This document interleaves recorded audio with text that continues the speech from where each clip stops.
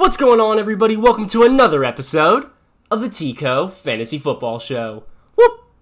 Ladies and gentlemen, today we are continuing with the rookie rankings. Oh yeah, baby. Today we're going to be going over rookies 4 through 7, and I personally think that after this episode, these rookies drop off significantly. So let's get right on into it. Alrighty, so my number 4 guy in my rankings is a wide receiver. He played for the Ohio State Buckeyes. It's Garrett Wilson. And Garrett Wilson is a 6-foot-tall, 188-pound receiver, and this past season he had 70 catches, 1,058 yards, 12 touchdowns, and 15.1 yards per catch. And the season before that, he had 43 catches, 723 yards, 16.8 yards per catch, and 6 touchdowns. Now, Garrett Wilson is arguably one of the best prospects in this whole entire class. This guy has that special it factor at wide receiver where if you get the ball in his hands, he can make a big play happen. If anybody in this draft is going to be the next Jamar Chase or Jalen Waddle, it's going to be Garrett Wilson. But there's a lot of question marks with him, in my opinion. The biggest problem I have with Garrett Wilson is the fact that he was never the number 1 option in Ohio State. Now, in 2020, he was behind Chris Olave, and in 2021, everyone thought, oh my goodness, Garrett Wilson's going to be the number 1 guy now, and Jackson Smith-Njigba ended up ending that conversation. And so, that's the only thing that scares me a little bit, but there's also another wide receiver we might talk about later on, who also was in that same situation, and I see him as one of the top prospects in this class as well. So, don't look too far into that, but I'm just thinking about it in the back of my head. Another big thing, he played with 2 really good quarterbacks at Ohio State. 2020 he played with Justin Fields, and 2021 he played with CJ Stroud. Both of them were. Justin Fields was a top first-round pick. He actually fell a little bit, but still a top first-round pick. And CJ Stroud is also going to be probably a top first-round pick. Now, Garrett Wilson has a lot of things to like about him, but he also has a lot of question marks. And he's going to be somebody who's going to take a little while to get acclimated to the NFL. But once he does, I think he has the potential to be a top guy. In my opinion, I think when you watch him in his highlights and his film, I think he looks a lot like Justin Jefferson on the very, very high side. That's like the highest possibility for him as a Justin Jefferson. But the lowest of the low is like a Corey Davis. And so that's the problem with him. You're going to either get Justin Jefferson or Corey Davis. And it's not the safest pick, but it's a very good high-risk, high-reward pick that could probably, maybe, become a very good option. And so, Garrett Wilson is my number 4 guy in my rankings. So my number 5 guy... Oh, 5 guys? Cheeseburgers? So my number 5 guy in my rankings is Drake London. He is a 6'5", 210-pound receiver, and I actually talked about him in my first rookie video I made about the 3 wide receivers that I like, and he's good. He's darn good. I was this close to moving him above Garrett Wilson, and I really like him. He played at USC for all 3 seasons, and this past season he had 88 catches, 1,084 yards, 7 touchdowns, and 12.3 yards per catch. Season before that, he had a little ankle injury, which clearly he's overcome since then, since he had the 1,000-yard season. But he had 33 catches, 502 yards, 15.2 yards per catch, and 3 touchdowns in 2020. And if you don't like Drake London, something is wrong with you. There is nothing not to like about a 6'5" wide receiver who is at the top of his draft class.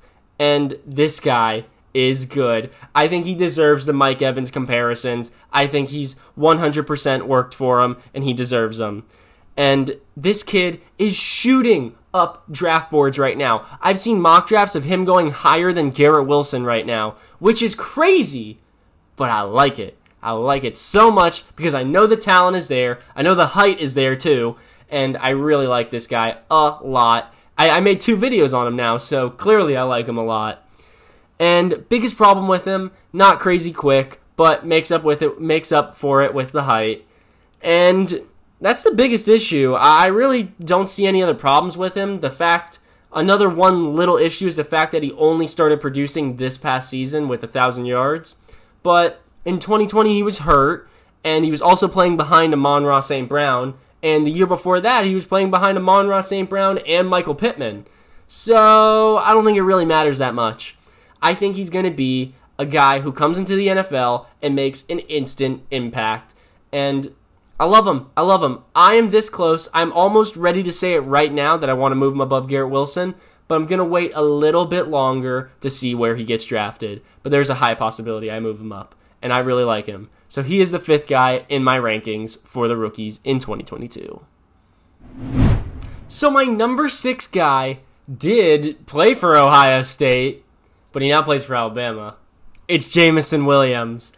And Jamison Williams is a 6'2", 189-pound receiver, and this past season he had 79 catches, 1,572 yards, 15 touchdowns, and 19.9 yards per catch. I want to stress that 1,572 yards so much, because that is a lot of yards for a receiver. That's kind of crazy. But nonetheless, Jamison Williams is awesome, and I really love this guy. He is, in my opinion, I think if you took CeeDee Lamb's build and gave it Deshaun Jackson's speed, you got Jamison Williams. I love this guy. He would be my number 1 wide receiver in this draft class right now if it weren't for tearing his ACL in the national championship. When I watched that happen, it just crumbled my heart because I was ready to take this guy with a top 3 pick. Easily, no doubt about it. But now he's got an ACL injury. Tough. So sad. Really is. Because he is such a good talent, and it's just going to kill his draft stock. But you know what? Let's look past it. He's still going to probably be a first-round pick in most NFL, or the NFL draft. A lot of people have him going to the Saints. I've seen almost everybody having him go to the Saints and becoming like the new Michael Thomas. And there's nothing not to like about him. He's fast. He's taller than average, 6'2", skinny, big arms, good hands. One little problem he has is that he likes to do a lot of catch the ball with his body rather than his hands. But nonetheless, still a good receiver. One scary thing about him is the fact that he played at Ohio State in 2020 and he only had 9 catches. And he was behind Garrett Wilson and Chris Olave. And so that's something to remember because it's very odd. It's not something you see where a number 3 guy from Ohio State goes to Alabama and has this breakout crazy season. That's unheard of. And so it makes it a little harder to judge the guy. But I don't care about it.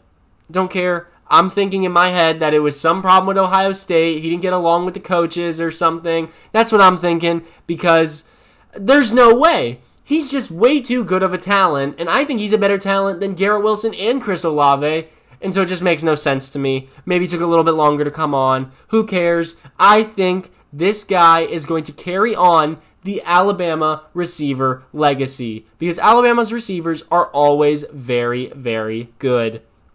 And I really like him. I really like him. And if you can get him at the 6th pick, guess what? You lucked out because you probably got one of the best wide receivers in this draft class. Arguably, without an ACL injury, the best wide receiver in this draft class. So the last guy I'm talking about today is the number 7 guy in my rankings. It is a running back. He played for Wake Forest for 2 years, and now he plays for Michigan. Do you want to know who it is? It's KW3, Kenneth Walker III. And this past season, he had 263 attempts, 1,636 yards, 18 touchdowns, and 6.2 yards per carry. I think he was the best running back in college football this past season, statistically speaking. And I don't know how to feel about him. I do like Breece Hall and Isaiah Spiller a lot more than him because he does not have that type of receiving upside that those two have.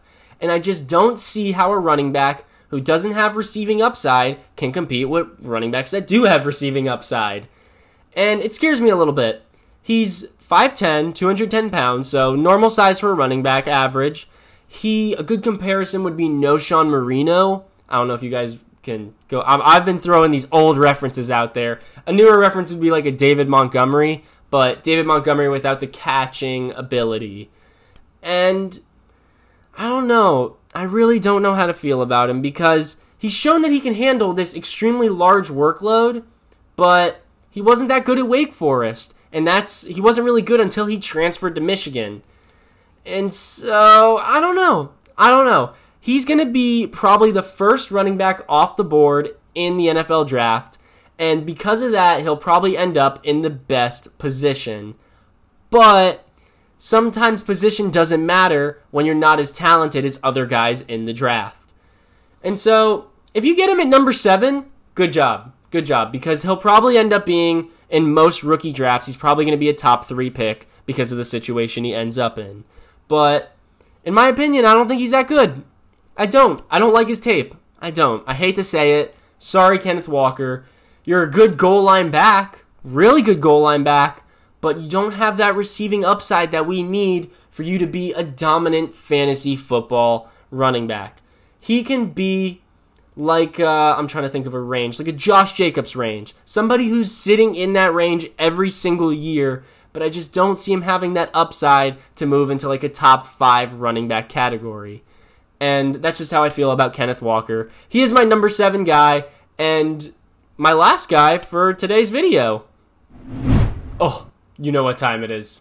It's time for a quick summary. Oh yeah, my 104 is the one and only Garrett Wilson, a greatly talented wide receiver who could be the next Jalen Waddle, Jamar Chase of this year's upcoming draft, but there are a lot of question marks with him, and we got to keep looking a little bit farther into him.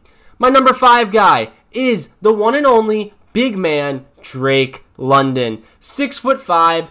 I don't see any issues with him, to be quite honest, and I think he deserves the Mike Evans comparison. Yes. And my 106 is Jamison Williams. Oh yeah, he looks like CeeDee Lamb, but he's fast like Deshaun Jackson. And come on, what more do you want than what I just said? That's beautiful. That sounds like pure art right there. Love me some Jamison Williams.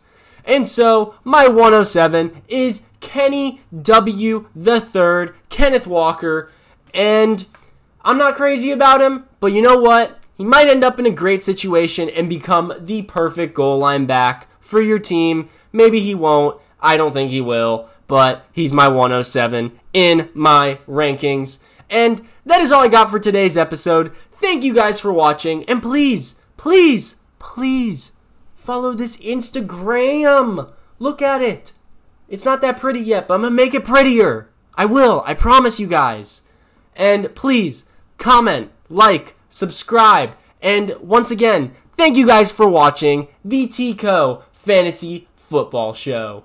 Have a wonderful day, everybody.